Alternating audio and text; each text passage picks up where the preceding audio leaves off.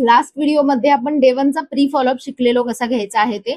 आता या व्हिडिओमध्ये आपण डे 1 चा पोस्ट फॉलोअप घ्यायला शिकणार आहोत, जो की खूप जास्त इम्पॉर्टंट आहे. I think that out of 100 day 1 चा जो पोस्ट फॉलोअप आहे ना, तर तो रोल प्ले करतो अराउंड 60 to 70%. समोरचा व्यक्ती आपल्यासोबत कंटिन्यू करेल की नाही या गोष्टीवरती. सो आता आपण शिकूया डे 1 चा पोस्ट फॉलोअप कसा घ्यायचा आहे ते. जर प्री फॉलोअपचा व्हिडिओ तुम्ही बघितला नसेल तर जाऊन व्हिडिओ बघा तो पहिल्यांदा. बाकी माझं नाव आहे मयुरी माने आणि मी फॉरएव्हरच्या रिलेटेड असेच कंटेंट बनवते. बाकी तुमच्यासाठी पर्सनल ग्रोथसाठी किंवा लाईक कम्युनिकेशन स्किलसाठी किंवा डे 1 च्या फॉलोअप, डे 2 चे फॉलोअप, लाईक क्लोजिंग, बरेचसे असे व्हिडिओज जे आहेत ना ते मी टाकते. सो सबस्क्राईब करून ठेवा अपकमिंग व्हिडिओसाठी आणि जे टाकलेले आहेत ऑलरेडी ते पण चेक करू शकता तुम्ही, कारण ते खूप जास्त हेल्प करतील तुम्हाला तुमचा बिझनेस ग्रो करवण्यासाठी. बाकी आता डिस्कस करूयात आपण पोस्ट फॉलोअप डे 1 चा कसा घ्यायचा आहे याच्यावरती. सो काही पॉइंट्स आहेत त्याच्यावरती डिस्कस करणार आहोत आपण. मी पहिल्यांदा तुम्हाला पॉइंट सांगते आणि मी दुसरे व्हिडिओज अपलोड करेल त्याच्यामध्ये मी मॉक कॉल सुद्धा करेल. एखाद्या प्रॉस्पेक्टला लाईव्ह कॉल करून दाखवेल पोस्ट फॉलोअप किंवा प्री फॉलोअप साठी की कसा घ्यायचा असतो तो पोस्ट किंवा प्री फॉलोअप जे काय असेल ते. सो आज आपण डे 1 चा पोस्ट फॉलोअप बद्दल डिस्कस करूयात. तो पॉइंटर्स मी तुम्हाला सांगते. टोटल मी आता आयपॅड मध्ये लिहून घेतलेले आहेत पॉइंटर्स. सो या अकॉर्डिंग मी तुम्हाला सांगेल. टोटल आपले 8 पॉइंट्स आहेत ज्याच्यावरती आपल्याला डिस्कस करायचं आहे डे 1 च्या सेशनच्या नंतर. सगळ्यात पहिला पॉइंट, सेशनमध्ये तुला काय समजलं. त्याच्यानंतर सेशनमध्ये सगळ्यात बेस्ट पार्ट कोणता वाटला. त्याच्यानंतर कंपनीच्या प्रोफाईल बद्दल काही क्वेश्चन्स विचारायचे आहेत. चौथा point, what will be the work. तुझ्या अकॉर्डिंग तुला काय वाटतंय की काम काय असेल. पाचवा पॉइंट, प्री इम्युन करणे सांगते. नेक्स्ट लाईक पुढच्या ह्याच्यामध्ये सांगते तुम्हाला कसं काय बोलायचं आहे किंवा काय पॉइंटचं मिनिंग आहे ते. सहावा point, what will be the work according to you. म्हणजे तुम्ही सांगायचं आहे त्या व्यक्तीला की काम काय असेल.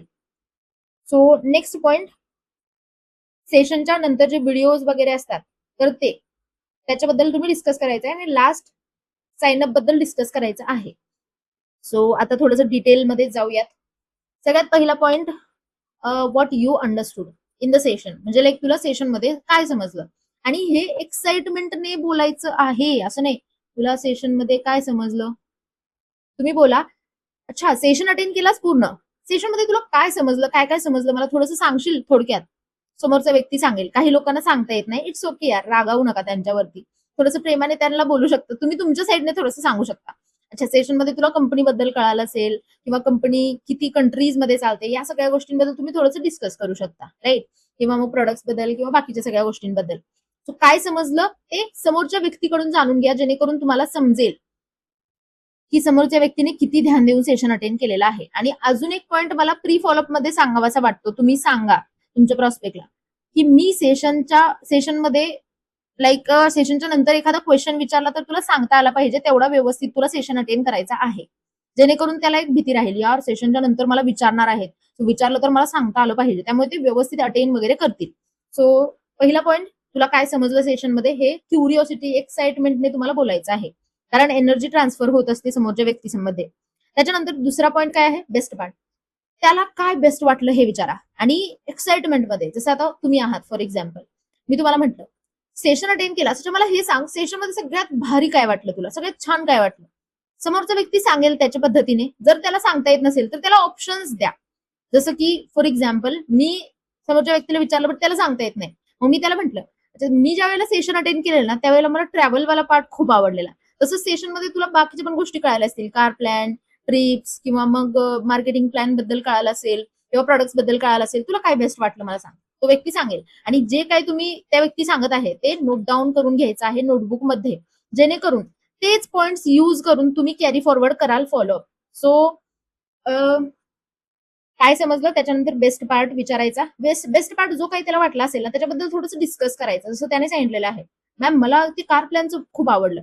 त्याला तुम्ही विचारा की अच्छा तुला कार वगैरे घ्यायची आहे, कोणती घ्यायची आहे, किंवा मग काय विचार केलेला आहेस का त्याच्याबद्दल. समजा त्याला ट्रिपचा पार्ट आवडला, तुम्ही त्याला विचारलं तुला फिरायला आवडतं, मला पण फिरायला आवडतं, म्हणजे तुम्हाला जे आवडत असेल ते तुम्ही सांगा. नाहीतर तुला जे आवडतं अच्छा ठीक आहे मला पण आवडतं. याला म्हणतात ना feel failed found, 3F formula.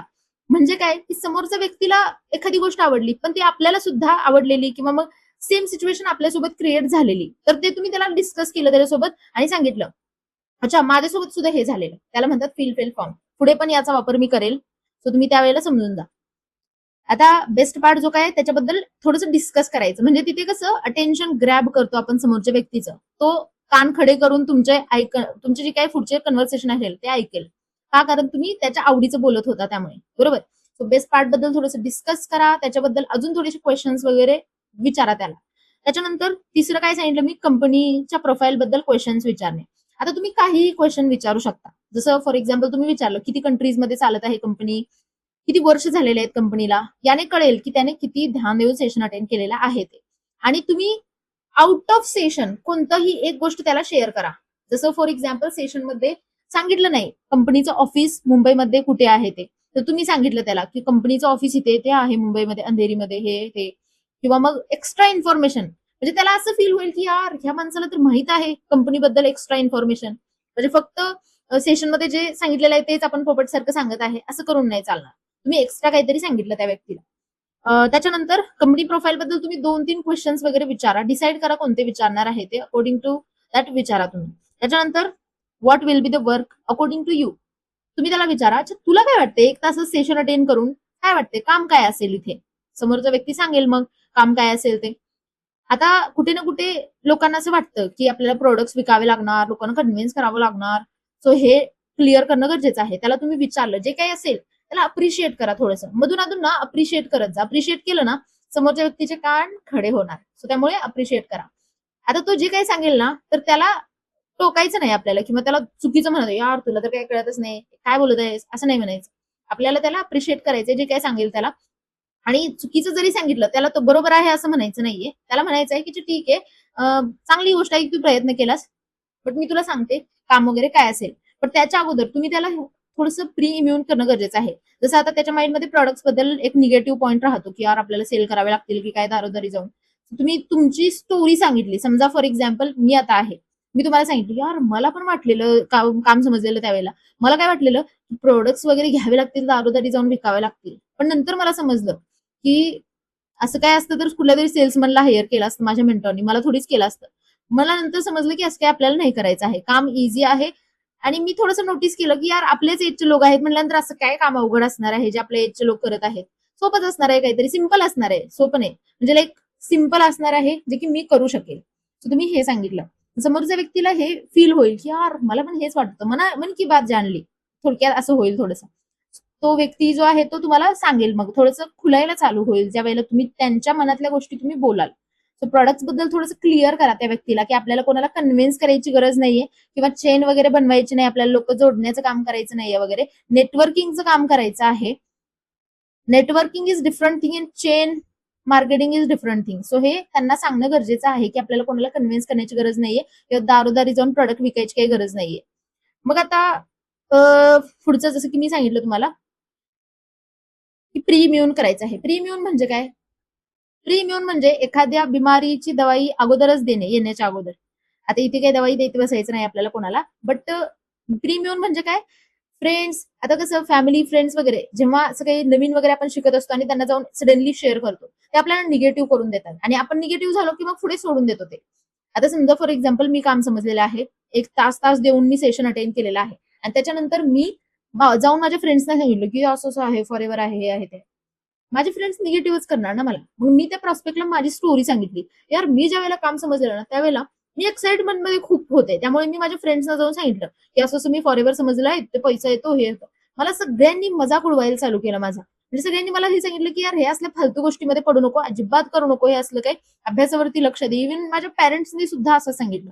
पण नंतर मी विचार केला जे लोक मला सांगत आहेत, मला पण सुरुवातीला डिमोटिवेट वाटलं, बट नंतर मी विचार केला मला जे लोक सांगत आहेत माझे फ्रेंड्स वगैरे त्यांच्या स्वतःच्या खिशामध्ये 10 रुपये नाहीयेत, ते पण ते पॅरेंट्सची घेऊन बसलेले आहेत. मग मी ह्यांच्याकडून कसं काय शिकू शकेल? आता माझी तब्येत खराब आहे तर मी कुठल्या प्लंबरकडे जाईल का डॉक्टरकडे जाईल ना व्यवस्थित करण्यासाठी. मला जर गिटार वाजवायला येत नाही तर मी तुम्हाला कसं शिकवू शकणार गिटार वाजवायला? सो मला जर पैसा कमवायचा आहे तर मी त्या व्यक्तीकडून शिकेल ना जो ऑलरेडी कमवत आहे. सो मला असं वाटते की आपल्याला जसं बनायचं आहे, जो व्यक्ती ऑलरेडी ते बनलेला आहे ना त्या व्यक्तीकडे जाऊन आपल्याला नॉलेज घेतलं पाहिजे. सो मला त्यावेळेला समजलं की माझे पॅरेंट्स तर हे काम करत नाहीयेत आणि 20-25 वर्षापूर्वी त्यांनी कॉलेज त्यांचं कम्प्लीट केलेलं, त्यावेळेला थोडीच अशा गोष्टी होत्या पैसे वगैरे कमवण्यासाठी. आता आहेत या अशा गोष्टी मोबाईलवरून आपण करू शकतो. त्यांना समजावून काही उपयोग नाहीये ना ह्या सगळ्या गोष्टी. त्याच्या ऐवजी मी काय विचार केला की माझे फ्रेंड्स तर कमवत नाहीत, त्यामुळे त्यांचा ऐकून काही उपयोग नाही. आणि माझे पेरेंट्स, त्यांना मला माहित होतं की ते लोक माझ्यासाठी चांगलं इंटेन्शन आहे त्यांचं, किंवा ते लोक चांगला विचार करत आहेत. त्यांना भीती आहे की माझ्यासोबत कोणता फ्रॉड होऊ नये, त्यामुळे ते मला नको नको करू म्हणत आहेत. अभ्यास वगैरे कर, कशाला कमवायचे आहेत तुला आता पैसे, हे मला ते सांगत आहेत. बट यार माझे पण काहीतरी रिस्पॉन्सिबिलिटीज आहेत, कर्तव्य आहेत. मला पण थोडंसं रिअलायझेशन असलं पाहिजे की यार मला कमवायचा आहे पैसा. तर मग मी त्यावेळेला डिसाईड केलं की मला पॅरेंट्सना रिझल्ट काढून दाखवायचा आहे, आणि मगच मी त्यांना सांगेल की मी हे काम चालू केलेलं आहे. आणि मी माझ्या फ्रेंड्सचं ऐकलं नाही का, कारण ते ऑलरेडीच काही केलेले नव्हते. तर हे रिझन होते. हे तुम्ही तुमची स्टोरी त्याला सांगितली. तुम्ही जर त्याला म्हणला ना जाऊन युट्यूबवरती व्हिडिओ वगैरे बघू नको, तर तो जाऊन बघेल. पण तुम्ही जर त्याला असं सांगितलं, यार माझा तरी युट्यूबवरती काय भरोसा नाही, मी तर जाऊन गुगलवरती चेक केलेलं फॉरेवर बद्दल, तर तो व्यक्ती जाणार नाही युट्यूबवरती. मग कारण कसं आहे, प्रत्येक जण आपापला पर्स्पेक्टिव्ह जो आहे तो मांडतो. ज्याचं काय काम, ज्याला काही काम वगैरे येत नाही करता इथे, किंवा कामच करत नाही जो व्यक्ती, तो जाऊन व्हिडिओ बनवतो युट्यूबवरती, निगेटिव्ह व्हिडिओज वगैरे. सो त्यामुळे तुम्ही त्या व्यक्तीला सांगा की माझा काही भरोसा नाही युट्यूबवरती, त्यामुळे मी गुगलवरती जाऊन चेक केलं. आणि फ्रेंड्स आणि फॅमिली आणि युट्यूब या 3 गोष्टीबद्दल प्रीमियम करणं गरजेचं आहे. पॅरेंट्स बद्दल सांगितलेलं आहे मी कसं करायचं, त्यांना रिझल्ट हवा असतो तो काढून दाखवायचा. मग फ्रेंड्स बद्दल सांगितलेलं आहे, आणि तिसरं युट्यूब बद्दल सांगितलेलं आहे.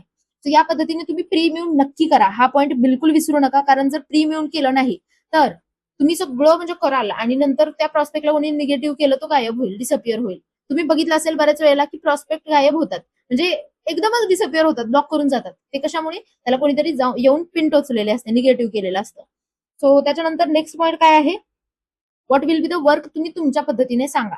जसं काम काय असेल, आता इथे काम काय असतं आपलं, use the product, recommend the product and share the business. तुम्ही या वे मध्ये सांगा थोडंसं त्याला की आपण ऑलरेडी प्रोडक्ट यूज करतो. आता समजा माझ्या समोर कोणी बसलेलं आहे, मी त्या व्यक्तीला म्हणलं की तू प्रोडक्ट यूज करतेस, त्याच्या soap, perfume, lip balm, moisturiser, face wash, हे सगळं यूज करतेस.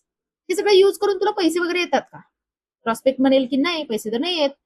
कसं राहील तुला की जर हे यूज करता करता तुला पैसे पण यायला लागले तर मग बेस्ट राहील ना.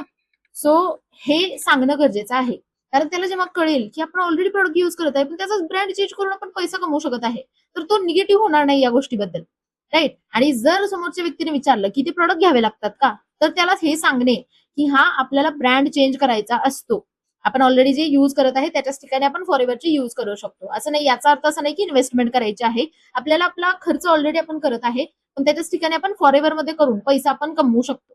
या पद्धतीने तुम्ही सांगू शकता समोरच्या व्यक्तीला. बाकी हे कामाचं तुम्ही पार्ट सांगा, असं असं काम राहील. आणि जास्त समोरचा व्यक्ती क्वेश्चन वगैरे कोणता विचारत असेल तर त्याला एक्सप्लेनेशन देत बसू नका.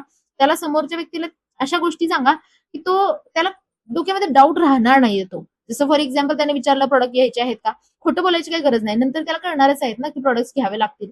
मग उगाच खोटं कशाला बोलायचंय, सांगायचं की हा ब्रँड चेंज करावा लागेल, बट कॉन्फिडन्स असला पाहिजे त्या बोलण्यामध्ये. घाबरलं नाही पाहिजे तुम्ही, तुम्ही काही चूक करत नाहीये, तुम्ही चांगलं काम करत आहे एखाद्या व्यक्तीला अपॉर्च्युनिटी देऊन. So don't doubt on yourself or company. बाकी last point videos, second last point, videos बद्दल तुम्ही सांगा. एखादे व्हिडिओ सेशनच्या नंतर तुम्ही जे पाठवता त्याच्याबद्दल सांगा त्याला की तुला या व्हिडिओमध्ये कळेल काय. कसं असतं, लोक व्हिडिओज बघत नाहीयेत, बिलकुल नाहीत बघत. मग ते बघण्यासाठी त्याच्या डोक्यामध्ये चूल क्रिएट झाली पाहिजे, त्यासाठी तुम्ही सांगू शकता की मी तुला ना आता एक व्हिडिओ पाठवेल जो की मनी मेकिंग प्लॅन वरचा व्हिडिओ आहे. ज्या व्हिडिओमध्ये तुला हे समजेल की इथे लोक 20-30 हजारच्या इन्कम पासून 1 लाखच्या इन्कम पर्यंत कसे पोहोचलेले आहेत, किंवा काय मार्केटिंग प्लॅन आहे ज्याच्यावरती काम करून आपण त्या प्रोसेसला फॉलो करून तुम्ही मॅनेजर बनू शकता वगैरे. हे तुम्ही एक पॉईंट बोलला ज्याच्यामुळे तो व्यक्ती बघेल व्हिडिओ.